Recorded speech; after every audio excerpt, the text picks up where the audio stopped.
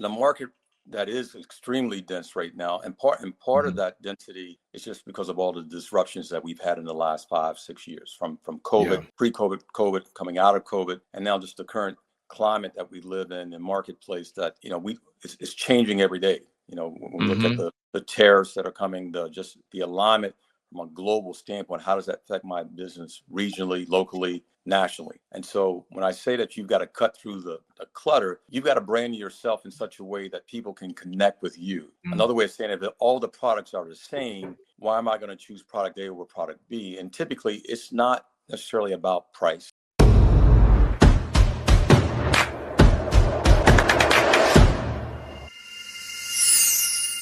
Thank you, everyone, in advance for sharing your time, your energy, your ears to either listen, to watch, wherever you're at. We appreciate it. So, listen, the gentleman that I've got today, I'm excited to share his time and his wisdom with you all. And so I've kind of got like a little pre-made intro, and I want y'all to hear this, right? So some leaders don't just run businesses, they build legacies. But today we are with the one and only Kelvin Bratcher, otherwise known as KB, dealership owner, entrepreneur, legacy builder. To talk about, we're going to talk about cutting through the noise, owning your voice, leading with impact across multiple industries, from running Infiniti of South Bay, Nissan of Rocky Mount, other dealerships as well as part of his group, and to also creating Steel Moon. All right. Kelvin is proof that leadership is about more than just one lane, right? So buckle up. This is Driven by Intelligence. KB, I'm working on them intros. Thank you so much for being here. How you doing? I'm doing great, Durant. Thanks for having me. Yeah, that was that Club Shay Shay tribe. But hey, to let the audience know a little bit more about yourself, could you kind of tell us a little bit about your journey? Give us that backstory that most people might not know about, but walk us through your journey, what led you into automotive, and then how you got to owning some stores. I always tell folks that it's not how you start, but how you finish. My upbringing was very humble. Grew up in a very discouraging area in the city of Durham. I grew up in the projects of North Durham. My mom and I moved to Nissan when we were young. And so wasn't expected to go to college, but was able to, with the blessing of my grandmother and some love from her. So got a chance to go to the historical Black College University of North Carolina, A&T State University in Greensboro, North Carolina. And that was a life-changing event. And part of that education was meeting folks and building relationships. I was an education major. Had no idea I would end up in the car business, but the great thing about being an education major was the ability to build relationships. And I've always been really good at building relationships. And so got to a point where I was on my way to actually get my doctorate and took a break on hiatus and had a chance to hang out with my uncle, who at the time was a used car director for the Hendrick Automotive Group, and had no idea that I would have any interest in the car business, but I needed a job because I had taken some time off from school. And that was a huge blessing. It was eye-opening. I didn't really take it seriously at first, but I got a chance to see some real professionals work at their craft, build relationships, and saw the monetized value of what those relationships look like when you did a great job of it. And so instead of going to get a PhD, I got my PhD in the car business for the next 30 years. And that's sort of that how we got started in it. I've had some really good mentors in the business, one of which was an African-American brother by the name of Tracy Foster, who basically took me under his wing and really showed me what it could look like to own a dealership, to be that guy sitting in the office with the big desk. And when I saw that, I was inspired and said to myself, that's what I want to be. That's the guy I want to be, and I want to be an owner. And so 20 years of training with some great groups and learning the right way to do business, having a moral compass lead us in terms of just being honest, transparent, and being very truthful about how you do business has led me to where we're at now. Man, dude, this is so good. It brings up another question that I have hearing you speak is, so when I'm coaching a lot of these stores, I do on occasion, I'll have like that GM that is maybe looking to make that leap, but they're kind of in between the risk, the scary, the economy, there's a lot of factors, but talk to us just a little bit about that mindset of how did you decide to surpass the GM spot? Because most of us, like for me, my journey got to that like GSM level. And then it was, I didn't want what you're doing right now in terms of owning stores. I didn't think I could handle it. So how did you get over that hump of, man, I think I'm ready for this? Well, I think the biggest thing is making the decision. I think a lot of times you will have all these exterior factors, money, funding, opportunity. And so you first have to make a decision that this is what I want to do, and be very focused and narrow in that view. It took the grace of some folks to help me get to that point that I am. I couldn't have done it without myself. I've had, like I said, some really strong mentors in the business that were already minority dealer owners.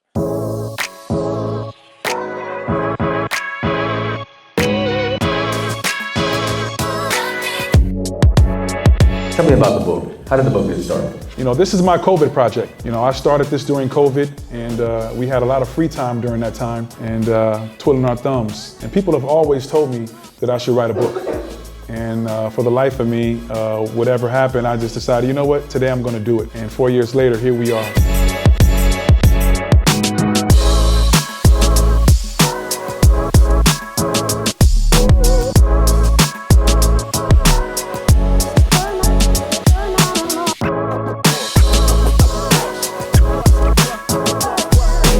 Thus the title of the book, Celebrate Your Wins. There are wins there. You have to recognize them, accept them, and then toot your own horn. It's okay.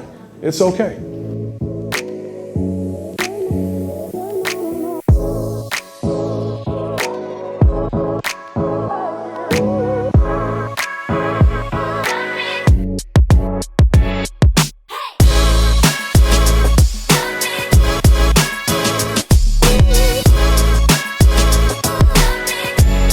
So when you read this book, it's a whole bunch of basketball stories, but it's really about life. The challenges and trials and tribulations, the failures, the celebrations, the high points, the low points. It's life.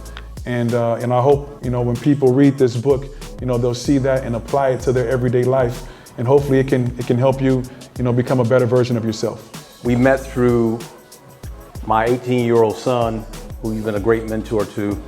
And from that relationship, we have learned that we've got a lot of common, but we also want the best for what the future should look like. And that means that we've got to give back and support it. So I appreciate everybody coming out. I appreciate everybody. And with their help and guidance that I wouldn't have got from anybody else. I always tell people that, we talk about legacy. There are folks that are born into this business. Families have already owned the business, so it gets handed down from generation to generation. But then there are people like myself that have a ton of experience, but don't always have the door opening for us. And then also you got to have the funding. And so we were fortunate enough to be a part of a group that saw the expertise of myself and say, hey, here's an opportunity for us to go get into this business. I'm going to help you.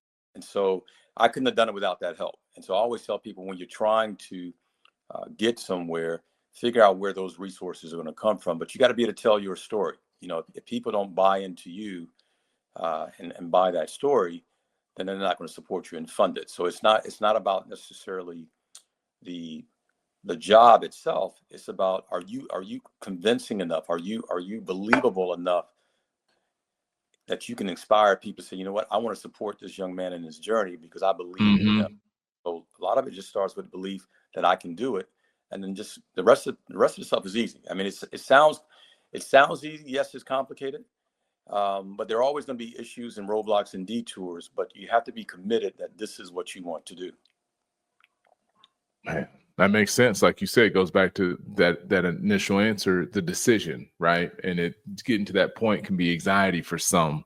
So now let's fast forward. So we went through that journey, and appreciate you for that. Now let's talk about today. You know, we're as Kelvin and I are having this conversation, I want to say it is the 13th. Yeah. So it's March 2025 right now, as you're watching this. And in the current state of the automotive industry, it's noisy. It's I would say the marketplace is very aggressive and competitive right now. I mean, it's a different time. And so the next question I have is, in a noisy market, in a busy marketplace that's challenging, especially given some of the brands, right, and the OEMs, how do you lead your team into standing out in a marketplace like this? And talk to us maybe about some of the strategies that you implement, either with your store's branding, whether it be experience, but what are some of those things that are helping you and your team stand out right now? Well, in a market that is extremely dense right now, and part of that density is just because of all the disruptions that we've had in the last 5-6 years, from COVID, pre-COVID, COVID, coming out of COVID, and now just the current climate that we live in and marketplace that it's changing every day. You know, when we look at the tariffs that are coming, just the alignment from a global standpoint, how does that affect my business regionally, locally, nationally? And so when I say that you've got to cut through the clutter, you've got to brand yourself in such a way that people can connect with you. Another way of saying it, if all the products are the same, why am I going to choose product A over product B? And typically, it's not necessarily about price. Most cars are pretty well built today. You know, everybody's got a great product. It literally comes down to that relationship that you're building. So even if you're pushing content or marketing out there, is it in an organic sense? Does it tell people who you are? You want people to do business with you, and the brand and the product, so to speak, is a byproduct of that. So we've approached it from the standpoint of, yeah, we're selling the dealership, but more importantly, I'm selling myself. And so people always ask me, well, how do you go from point A to point B? You're traveling to 2 different coasts, 2 different environments, 2 different demographics, 2 different economies. How do you do it? And I laugh at it because I don't know any other kind of way, but at the same time, people want to hear that story. So being able to tell that story and include obviously the product that you're retailing makes things easier, as opposed to just putting a generic ad out there. And that's that noise that I'm talking about. Everybody has an ad, but not everybody's telling their story. If you take Steel Moon, for instance, the switch from the auto side to the alcohol side, we've got an awesome story. You know, 5-6 historical HBCU students that stuck together, that decided they wanted to start a beverage company based off of a recipe of my business partner's great granddaddy. And you're talking about moonshine in itself is an iconic product. You know, it's just as iconic as Coca-Cola, Harley Davidson. And so it's an easy story to tell. But then when you tell the backwoods story of it and how it came to be, we're now talking about the evolution of our product. So it's not a mason jar product. It's in a premium whiskey bottle. And so that story is significant. That presentation is significant. People buy into it and look at it and say, this is something different. So they have to pay attention to it. And then you've got 5 students that came from a historically Black university, 6, excuse me, that came from a historically Black university. And that story in itself is significant. So people love great stories, especially when they tell this tale of overcoming something, and they can get to see how they struggle to get to this point. But then the product stands on its own as well. But make no mistake about it, the story has to go along with the product. Man, that's so good, KB. I'm so glad you're sharing this, because what I'm hearing, if I'm a dealer listening to this, it's sometimes we get so caught up in that MSRP. Oh, what that dealer they're doing 8,000 off. Let's do 8,500 off. You know, I got off a call with an entrepreneur today who's built kind of like a competitor for third-party listings, and it's cutting through the noise where customers can make bids on new cars. And I'm just like, man, but I said, you're still missing that element. People are still connected to the experience. They're connected to that dealer if they have a story to share. And so I hope this encourages a couple of leaders out there that are listening to this to say, oh my gosh, we have a story here for our business. And like, and as you were just talking about with Steel Moon, really, if somebody's outside of the auto industry, same thing. They might have a struggling business right now where they're focusing just product, product, product without product and the story that goes along with it. And I think that's such a good message to hear right now when we forget about that, because we're living in that instant gratification field, because some of what you're sharing is connected to brand, and branding, as we know, is a long-term shelf life deal.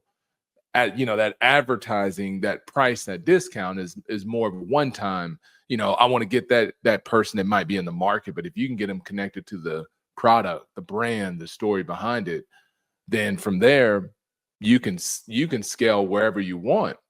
And it kind of leads me to the next question. Then when we think about customer engagement and telling that story, how is your team currently doing that, in terms of mastering that customer engagement one-to-one when they're connecting to them? How do you encourage that they get that story and that message out to the customer? Well, we look at it from a standpoint, when you think about the road to the sale, or in the e-commerce side of it, you're dealing with a two-dimensional kind of frame of mind, email in, email out. And so everybody's in that black and white space.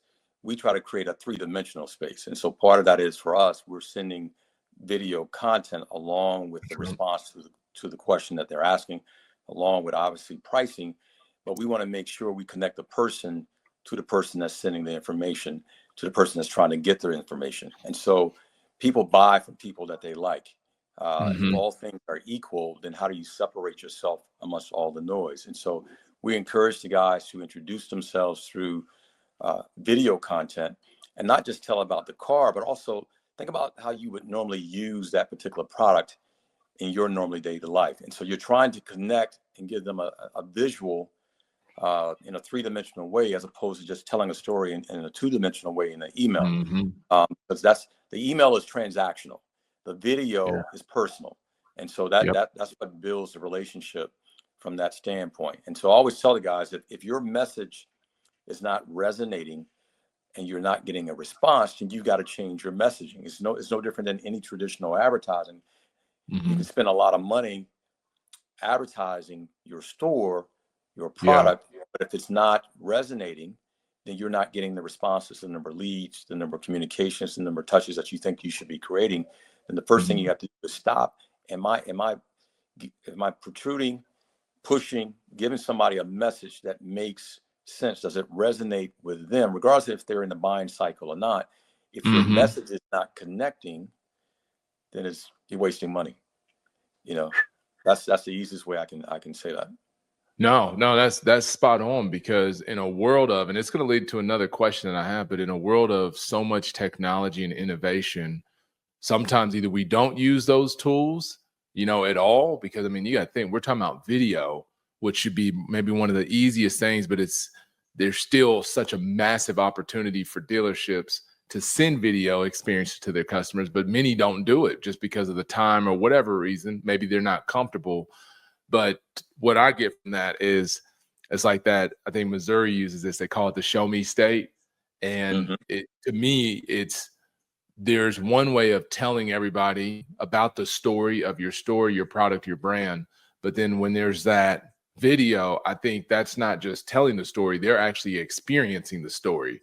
They're living in the story. It's almost like watching a movie, a good series that we watch on one of these apps that we pay monthly. Once you get connected to it, it's almost like we feel like we're a part of it. It's like we're in it. And that, to me, is what video can create. When somebody's sharing that product, that vehicle, to that customer, they now feel like they are in it if that video is shot the right way. But in terms of innovation, AI has been a big buzzword, especially the last couple of years. But this year, AI agents, is taken over by storm, and it's not going to slow down. So talk to us a little bit about your thoughts around AI, either how your stores are currently using it, and then your vision in terms of how you see AI playing out your stores for efficiency, whether that be in the variable side, fixed side, or even in marketing. Well, we're currently using AI in all of our locations, in part because when you think about the human side or the human component of it, you're counting on somebody to make X number of calls or send X number of emails.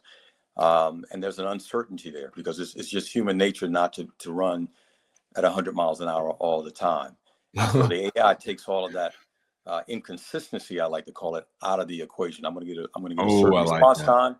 I'm going to get a certain follow-up sequence that I don't have to manage. It's set up that way, so I know how it's going to go out. And then from the standpoint on the service side, we chase it as well, because you think about the client services, setting appointments, you can set up the rotation where it's automatically pinging these customers instead of having somebody call them and you're not sure, did you make all your calls? Did you not make all your calls? Mm-hmm. It's already set up in the rotation. And so the more we use it, the more we find ways to use it and get creative. And so I think where the space is going, when we talk about that video content, I think the system will eventually morph itself into a way where when somebody's asking a certain question, you can literally have an agent responding, but it's a visual response, a video response, as opposed to a two-dimensional text or email that you've got a live, quote unquote, live person that you're actually talking to that sort of personalizes the experience even more. And so we know that customers now have more information than ever. COVID has proven that if you sit at home long enough, you find things online to go look at. And so that re-education of the customer, I call it, during that period, has made things even more, from a conversion stand, harder. So conversions were probably higher pre-COVID. Now you've got to swing even harder at a higher rate than you did before, because again, the customer is armed with a lot more information. And so in that clutter, I call it, if they've got all this information to look at, and apples are apples and new cars are new cars, then what's going to be the difference? And it can't just be about price, although most dealers will fall into how low can we go. The reality of it is simply that owning a car, the ownership portion is really the most valuable portion of it. The buying experience, right, it has to be great, but how I get treated when I come in for service, does my phone call get answered? Do I get called back in a timely manner? All of those things really make the car ownership experience valuable to the customer. That's what makes the customer loyal. We give cars away all the time, as I like to tell customers, because in certain instances, but does that mean that the customer is going to come back to me repeatedly over and over? It doesn't. So you have to think, that gets me the entry, but what keeps the customer? Oh, that's good. I mean, I hope this hits for many people, because there's a lot of people I feel in that AI where they got the AI and it didn't go well and they fired the AI and now they're kind of back to what should we do now? And I hope that people were able to gather some of those insights that you just mentioned about, one, how we use it. And then you talked also about different places where you can move the AI, like don't just leave it at one, because what I see sometimes, Kelvin, is maybe some stores might not need it for a certain department. They might actually have that dialed in pretty good, but it might fill in a little bit better on fixed ops where they're not putting in a solution like that. Or maybe it's even after the sale, like having a strategic Google review or whatever kind of reviews or some kind of experience we want after the sale. But I love how you brought that into where it depends on what that store is trying to do. I still think one of the biggest opportunities as we think about, you talked about inconsistencies. That's a big one. You look at these marketing channels, our conversion rates, how are we being consistent with those people? And then the next level that a lot of operators we don't think about is people's off days. Somebody's off on vacation. Somebody's going off on spring break. Some kids graduating. They're going to be out for 2 or 3 days here in May. This is where that intelligence, that artificial intelligence, can kind of fill in those gaps. But I kind of want to pivot a little bit, because we touched on it, not really about you being an African-American male in not just in the automotive industry, as an entrepreneur. And I would like to hear from you, because I know there's got to be so many, no matter what, I guess, nationality or ethnicity they are, but there's still so much room for minorities in automotive. But definitely, I would say in the African-American area, when it comes to the male and the female, such a big opportunity. But talk to us a little bit about the challenges that you faced getting into the ownership part, because I know you talked about Tracy and him mentoring you, but talk to us a little bit more about those challenges. But then also today, so it's a two-part question: the challenges that you went through, but then today, if somebody is trying to get to ownership, some of how they can kind of get through some of those challenges in a different way. Like if you were to do it all over again today, how would you go through those? Well, first of all, I probably would have done it 30 years ago instead of waiting 5 years ago. But ultimately, for anybody that's trying to break into this business, just like I learned, you have to have people that have done it at a high level, have had success. And so we all live in a copycat world in terms of, nobody really innovates too many things anymore, right? It's somebody sees something and somebody builds off of that platform. And so what I would tell you is that you got to be willing to go and build those relationships. We were fortunate enough to attend NADA and NAMAB before we purchased anything. And that's where we made some of those relationships. But also we learned that it's not always, attending a particular meeting at the front is how you have that meeting afterwards. And so being able to have a conversation, being able to have somebody help you get that introduction, those things are valuable. And so we make it a point that even in the space that I'm in, you've got to be able to give back and pull people ahead and give advice. And so people call me all the time and ask, KB, what about this? KB, what about that? And if I didn't have those folks that were ahead of me, mentoring me and giving me that advice, I wouldn't have got there. And so you cannot do this by yourself. As I tell my kids all the time who are in college now, that you can't go through a process that is designed to introduce you to all these variables and say, I'm not going to engage in that, opportunity or engage in that environment. It just doesn't work that way. And when you don't engage in that environment at a high level, meaning that can I have a critical conversation, a competent conversation with somebody in an intelligent way, and get them to buy into what I'm asking, but also to get them to share that wealth of knowledge. We have a tagline that we always use for Still Moon and say alcohol and conversation. So we don't do business with anybody that we can't sit down with and have a drink and a conversation. And so some of the best experiences aren't because of TVs, aren't because of the loud noise or the music in a particular space. The best rooms are the rooms that are quiet, because it's encouraging you to have a conversation, put down your phone and have a conversation. And so because I've been able to do that at a high level, it's benefited me well. And so if I couldn't do that and tell that story, like I tell my son all the time, you've got to be able to tell your story in 50 million different ways.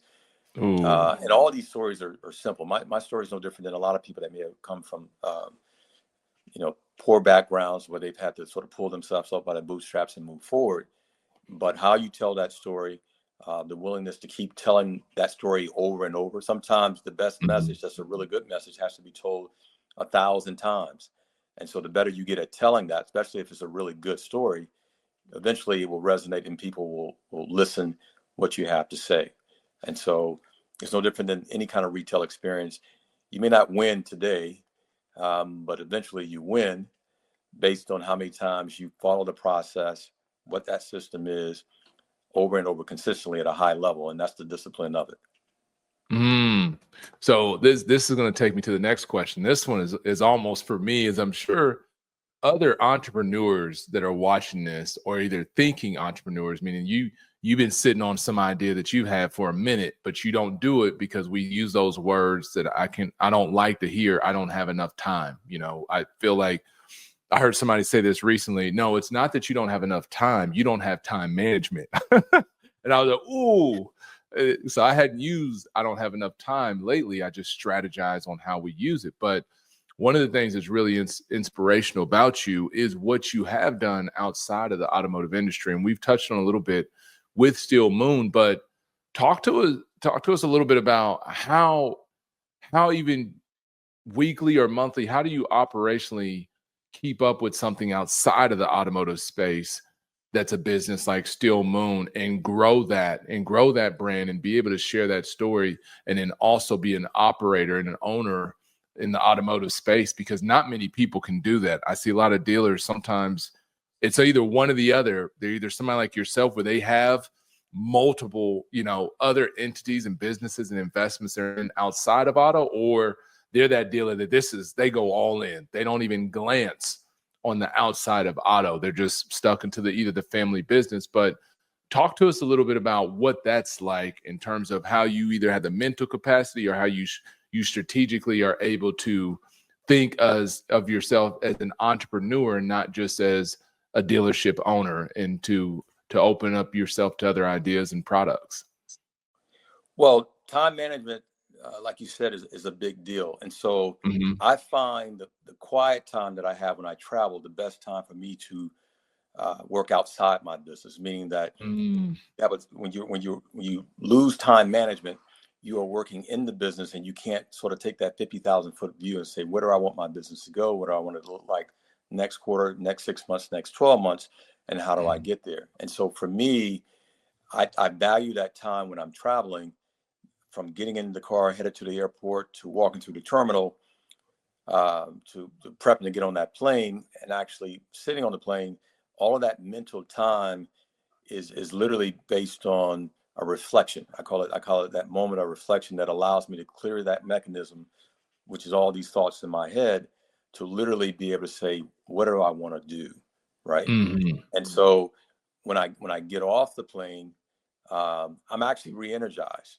And so because my schedule is such, because I work off of two coasts, where most people aren't getting up to maybe 6:30, depending on the normal time frame on what coast you are, I'm up at probably around 4 o'clock, 4 o'clock, because I have to deal with both, because I'm sending emails, instructions, etc., so that when people walk in your door, they're getting going. And so people sort of get trapped in this box of, well, I only have 24 hours, or I only have 8 hours, I only have 9 hours to get my stuff done. But if you are living in that space, then if you're living in that space, that's 24/7. It doesn't really stop. And you got to be coherent that when you're, obviously when you're with family and friends, that you give them the space and time that they need, and that you're not disengaged, I like to call it. But at the same time, you have to maximize all of the time in the day.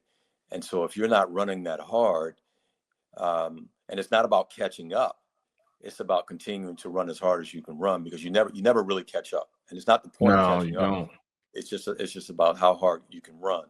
And so the fact that you got to the end of the day, you didn't get something done, is not a bad thing. Another way of looking at it, if you got to the end of the day and everything was accomplished, then you have to sit back and say, well, maybe my list was too short today, or I left something off the agenda that I should have thought about. And that's sort of how I think about it. If I'm not exhausted and wore out at the end of the day, then I didn't mentally do everything I needed to do today to make sure that every single thing was touched and managed. That's good. I'm taking what you said about that travel. I like that a lot, especially when you talked about getting on the plane and flying, and what you do to slow down and just think. And I read recently, it was a book called AI Leadership. His name is Jeff. I can't remember his last name. I think it's Jeff Wood. But he says one thing that really took him to the next level on his entrepreneurial journey was he had two mentors. And when he asked them, how did they get to their wealth, to their growth, they both said strategy and thought, like thinking. And they forced him, when he worked for them, to take 1 hour every day working for this man, to just pencil in 1 hour to think, just to have time of strategy and thought. And they were saying, like, if you don't believe us, research Google. And I think Google, if I'm not mistaken, does this as well. I want to say it's 20% of their time or 30% of the time. They give them time to just think and come up with ideas and strategy. And I think in our business, we don't really think about that unless somebody tells us to do that sometimes. And so I'm glad that you share that, because I hope people listening to this in the noisiest time, I feel like, ever in history. I think I read somewhere that the average attention span of an adult is 8.3 seconds in 2024, Whether that's true or not for us or for the person listening, it lets us know that thinking and thought and strategy is now a serious skill set. Like you're gonna be, I can see it now. There's gonna be a business opportunity to hire people to get us to think about how to think again, because it's so noisy in these devices that we have. So I'm glad that you shared that, because you broke it down into how, if somebody's thinking about how to take their business or trying to get outside of auto, like some operators listening how to get outside of auto right now. And I think it just starts with what you talked about, being strategic, looking at your end of the days, reviewing to make sure that you're in the right, going in the right direction. I think that's real good. And Kelvin, one thing I didn't ask you, I saw in your email, I have it written down. It says KKS Automotive. So is that your partnership? Is that your dealership group? What is KKS Automotive? So KKS is Keenan Allen, Kelvin Bratcher, and S. Okay. Lane, Scott Lane. Okay. So those are my three partners, and we're a family.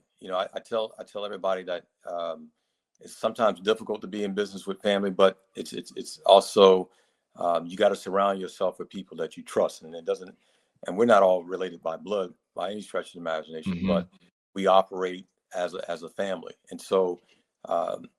You want to go into business. If you can't go into business and be a sole proprietor, you want to make sure that if you've got partners, that you're in business with somebody that thinks like you, that works as hard as you do. And so having to be in business with a Hall of Fame receiver whose mindset is, go to work every day with a lunchbox and get it done. You talked about thinking. And so being able to see other people in their space, other businesses, et cetera, perform at a high level. It doesn't have to be the automotive space or even the beverage business, but seeing other people work at a high level can tell you something, can teach you something. And so having experienced a ton of things with him, having experienced a ton of things with all of my partners, and being able to see them operate at a high level. But then also as I travel, being cognizant of those surroundings, because it's not like I'm looking for ideas, but you get your inspiration from different things. And so when you're in a space, you have to be quiet enough to listen and watch and observe, because you never know where that idea is going to come from. And so that's what I try to encourage my sons to do, and the people that I'm in business with, that sometimes that noise, that density of that noise, that clutter of that noise won't let you see what you need to see. And so you have to be able to think, and sometimes you got to get outside that window, but more importantly, you got to be able to listen. That's good. And that leads me to, because I saw something I really liked. It said your mission is about building lifelong relationships, strengthening the community, which is, I feel dealerships do in the automotive industry. We don't talk or share about that enough. And I'm not saying we should, but what we do in the community is amazing. But mission is about building lifelong relationships, strengthening communities, and personalizing the experience. And the question that comes up from that is how do you all ensure and make sure that happens? What does that look like to make sure that mission is completed? Well, I think you've got to be committed to your team members and make their lives, try to build as much value for them as they come into the workplace, right? And their stories matter, their struggles matter. And so that leads you back into the community, because you want your store to be reflective of the community that your retail space is in. So when you look at your store, when you look at your team members, is it reflective of the space that you're in from a retail standpoint regarding the community? And if it doesn't look and sound like the community, then you're not initially invested in the community. And then finding out what's valuable to them, what they feel strongly about, because as long as you're passionate about something, I can be passionate about something from a store level. That's the company's goal.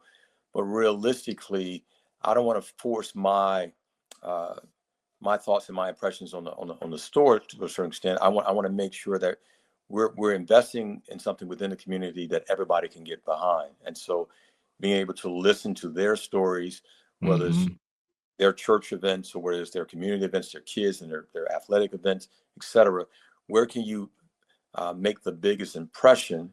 Where can you give back in such a way that everybody rallies around that cause? And so we often sometimes will pick, good charities. They're all good causes, but Mm-hmm. are they tied to you in your store, and is a representative of your store? And so that's the thing I encourage people to take a step back. That when you go into the community, make sure that you are vested in the community, not because of how you build your store, that the people in your community live in your community, and the things that they have to do on a day-to-day basis to raise their families, to support themselves. Look at what that context is, and then it becomes really easy to say, hey, look, you know what? We need to support Habitat for Humanity, or we need to support the football league or the high schools, et cetera. The parents are complaining that they don't have this, have that. So all you got to do is just listen, and that'll sort of lead you to where you need to enter the market in terms of the community and where you're going to add the most value. Man, I love that community, and it's probably, I like how I hadn't heard many people break down the community is actually through your employees. A lot of times I think many of us, when we think of community, we're thinking about like the public, we're thinking about schools, we're thinking about all these different things outside of our business. And what I'm hearing you say is your community is actually right in your store first. Make Absolutely. sure that that's being met, because their story that they tell is your community to the community, right? So if the brand message is different than what the employees are actually receiving in the story, then the community is going to know about that. And so I love that, because I hope somebody heard that, to make sure that you do it in those phases and look at community, not just from an external standpoint, but internal. Which think about other stores. I want us to give some nuggets out, or lean into your thought of, if a dealer, somebody's listening to this, and the first 2 months of 2025 KB form just hadn't been beautiful. It's actually, they came into 2025 with high hopes, and it's been nothing but lows. So going into this second quarter, because as we're recording this mid-March, but somebody's listening to this, they're about to go into their second quarter. If it hasn't been the best form in 2025, what would be your recommendation or big shift that maybe they need to make? Well, I think even more now than ever, I think this is going to be a flat year. That's just my personal opinion. I think we have some recession-like tendencies going on.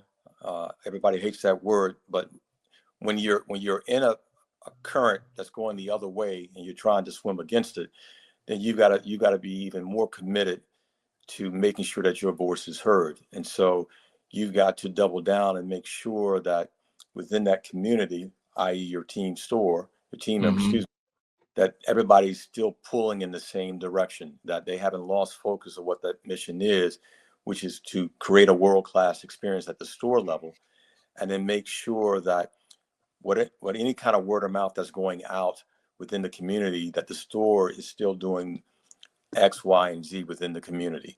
I think sometimes when we struggle, we sort of jump off the ship and we start throwing darts at the board, trying to do 50 million different things to get back on track.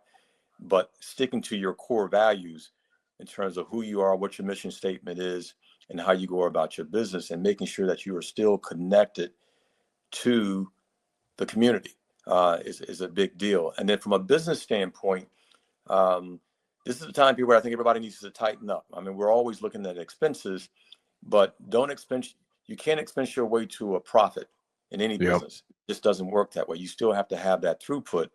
But when I say expenses, we talked about AI. And so the unfortunate thing about AI from a human component, that AI can do the jobs of a lot of people. And so are we working smarter in a space that is more digital, more social than ever, or are we sticking to some of the same traditional marketing values that we've been doing for the last 5-10 years? And what I would tell you is that those things don't resonate right now. And so you got to cut through a ton of clutter. Look at how much time your kids spend on the phone. Just go in and track and see how much time, right? Or even you personally. And so my point of it is that we're consuming all of this information the way we consume it, whether it's via podcasts, streaming. And so live entertainment is overrated right now. And so where can I enter the space and really connect with my buyers? And so you got to do all the research that you can do to make sure that you understand where the people are entering the market within your community and tap those resources and make sure you're in front of them in that space. Man, that's good. Thank you for that. That you touched on so much right there. That's a master class in itself. He just broke down world-class experience. That's one in itself. Technology, community. Really, it's like button up all these key little areas that really and truly outside of the AI technology piece, a lot of this is not, you know what I mean? It's not new to a business owner, dealer, operator. It's just sometimes we get thrown so much at us that I think we forget about those core principles that you're sharing are the things that made the automotive industry what it is, in all honesty. You know what I mean? Like you probably think about 60s, 70s, 80s. If we look back at that, that's kind of like what made that was that community involvement. I don't think there was always this either. I'm not saying there's a distaste now, because every survey is showing that the experience of people buying a car is getting better and better. But to your point, if it is getting better across the country, and especially all the clients I serve, most of them have good Google reviews, like they're giving great experiences, then it has to be world-class, because just giving a good experience isn't good enough anymore.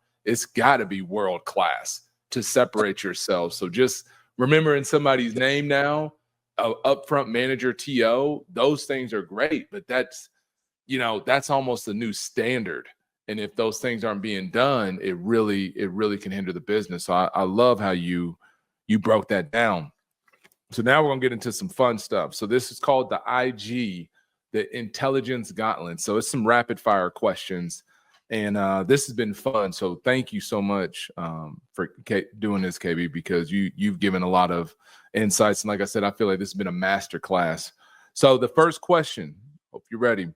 What's one business book every entrepreneur should read? Jab, jab, hook. Oh, yeah. He went with Gary Vee. I like it. Yeah, Number 2, AI, CRM, or video. Which will change the industry the most in 2025? AI. I'm with you on that. What's one lesson from the whiskey business that applies to dealerships? Now, Still Moon, is that considered whiskey or is it considered moonshine? Well, moonshine is unaged whiskey. Is all it is. So it's in the whiskey. So they're the same thing. I learned something new today, y'all. That's embarrassing. I had no idea. I don't know what I thought. I thought moonshine was. I guess I didn't think it was a version of whiskey. I thought moonshine was just pure alcohol, bro. Like it was just. I just know back in the day when I had some moonshine, it lifted me pretty solid. But so I didn't know that. So I learned something new. But what's one lesson from Still Moon that applies to dealerships? I think the best thing is that there's no substitute for quality, and when you're enjoying something that's good, you got to be able to take your time with it. And so that's why we have that expression, alcohol in conversation. And so when you're experiencing something at a high level, you don't want to rush through it. You don't want to cheat the process. If you're having that good whiskey or good bourbon or having a great meal, think about that experience. It's the experience of that event that makes it memorable. And so it's not a fast food situation. And so if I would compare the alcohol business or my business to the automotive business, is that you've got to be able to slow down, enjoy that moment. Yeah. Right? Oh, that's good, man. All right. What's one thing the automotive industry needs to fix ASAP? Well, I think we are overreactionary to a lot of things.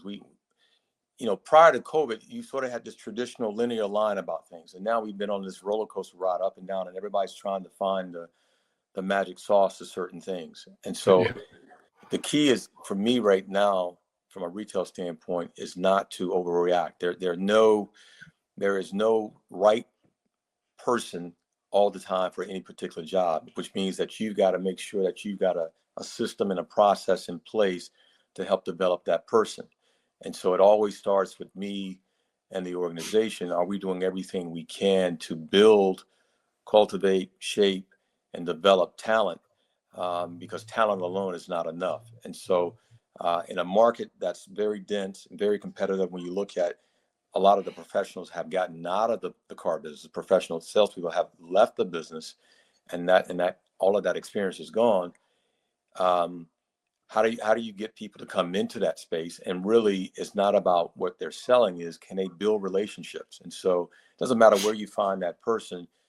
Finding talent right now is the biggest challenge that we have, as we've lost some industry gurus over the last 5-10 years just because of COVID and things like that. Yeah. Yeah, that's good. All right. And if you weren't running dealerships or Steel Moon, what would you be doing? I'd be teaching somewhere at some D1 school. Education. I didn't know that about education. you too. I learned something new. Educator. Yeah. So you'd be teaching at school. What school would you teach at?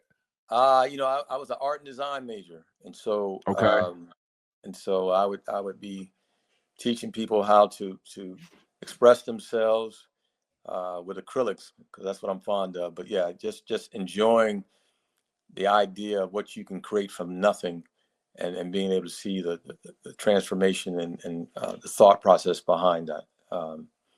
It requires a lot of patience. And so that's probably the biggest thing people that meet me and say that they will, hey, you don't get flooded by anything, or you show patience. And I said, well, any great educator is going to have to show patience, because you got to watch something develop and build and grow, and you got to nurture it. And so that's just part of that process. And so you can't be quick to respond. They always say, be slow to hire and quick to fire. And I say be slow to hire and slow to fire, because you got to make sure that when you go back and look at the boxes, have you checked all the boxes as a retailer or as a business owner to make sure that that person was going to be successful? Have you told them how you're going to hold them accountable to certain things and manage that process? A lot of times you will see managers say, well, this person's not doing this person's not doing that. Have you actually coached that person? Tell me how you walk them through this process. Because just handing them a two-dimensional paper and saying this is the process, everybody learns differently. As an educator, what is from an audio standpoint, from a visual standpoint, it's a sensory type deal. And so you got to be even more dealing with the different generations that we're dealing with now, from X to Z. I can't even keep up with all the acronyms. You've got to be more fluid now in your processes to how you engage, develop, and cultivate people, because you're dealing with a long line of different age groups now, even more so. It's not the same mindset. A 25-year-old is not going to think like the 50-year-old.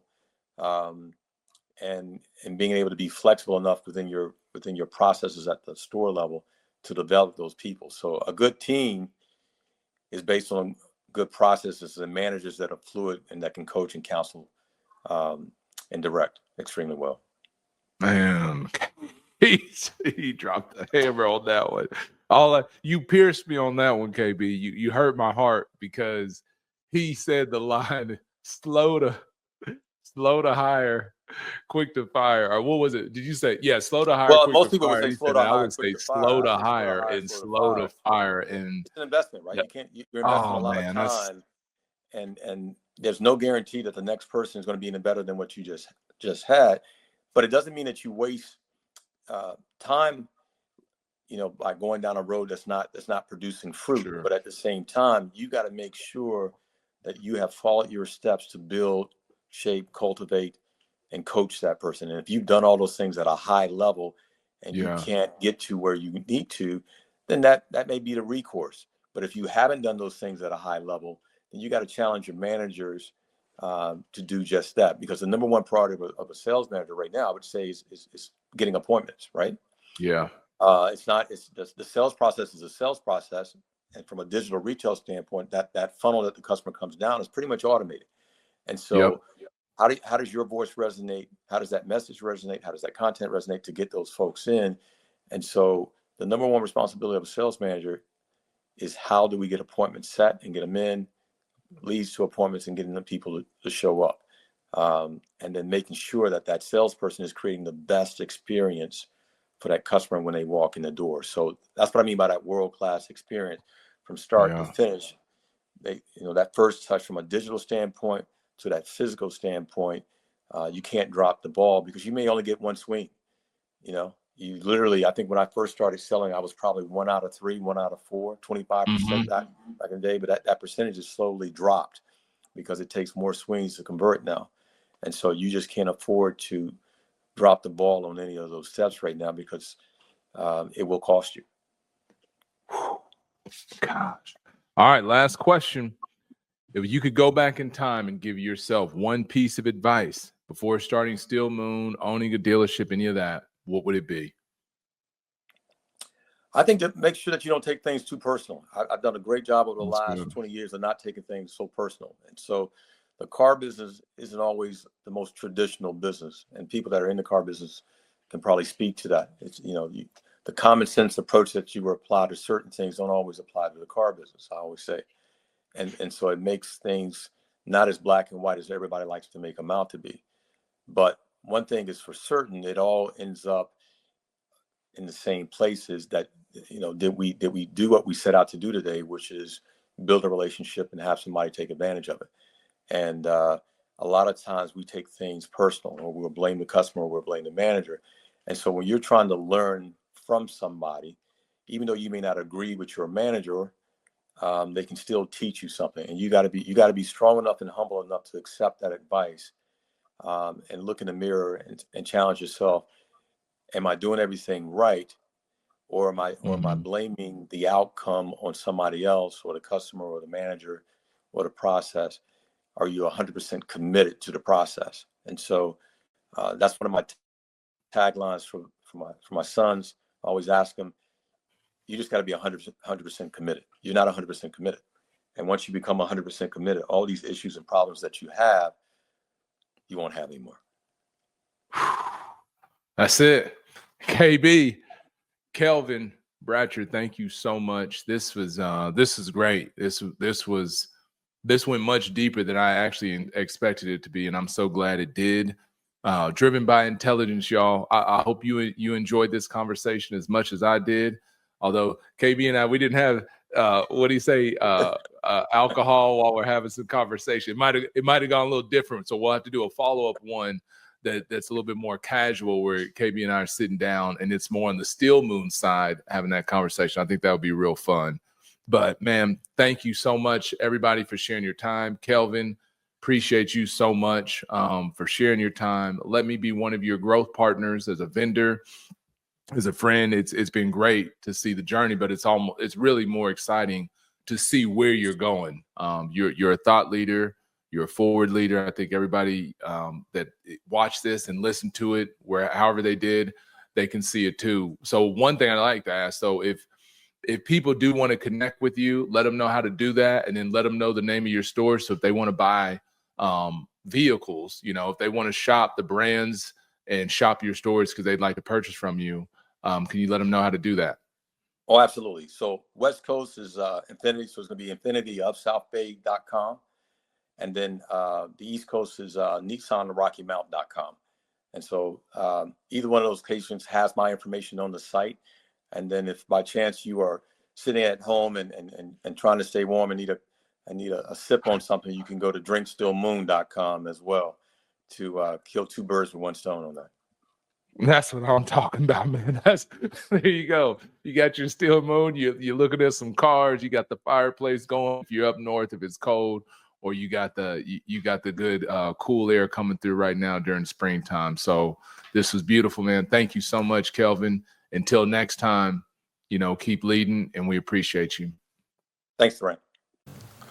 Gratitude. Thank you so much for sharing your time with me. It's always great, and I thank you for it. So if you could do me a big favor, fam, if you want more videos like this, please like, subscribe, comment, share this out. And hey, if you want to see something different, or if you have some feedback for me, send me a message. Love to hear back from you. But until then, thank you all. Keep winning.